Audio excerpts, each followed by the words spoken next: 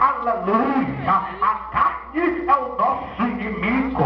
A irmã estava pregoando, eu pegando a minha porção. Tem muitas das vezes que a nossa carne balança contra o nosso favor, porque tem coisas malignas no nosso pensamento.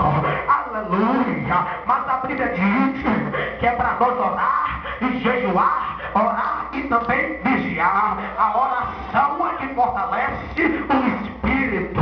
Aleluia. Se eu e você não orar, o nosso espírito fica sujo, fica perturbado. Não, mas o que eu quero dizer nessa noite, aleluia, tem dois tipos de espírito, o maligno e o santificado.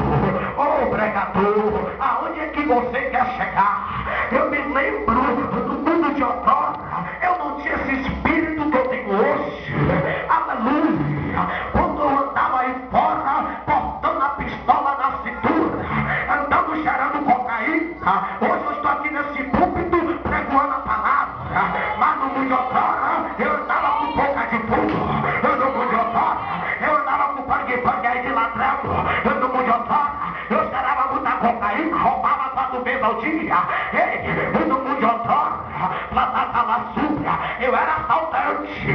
Mas a Bíblia diz, Isaías 61:1, esse que eu vou te ungir com o meu espírito para pregoar boas novas, moças presas e os cativos.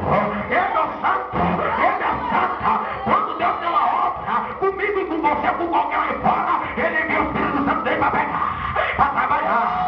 Se você está pensando com aquilo que você tem pedido ao Senhor, vai dar errado não.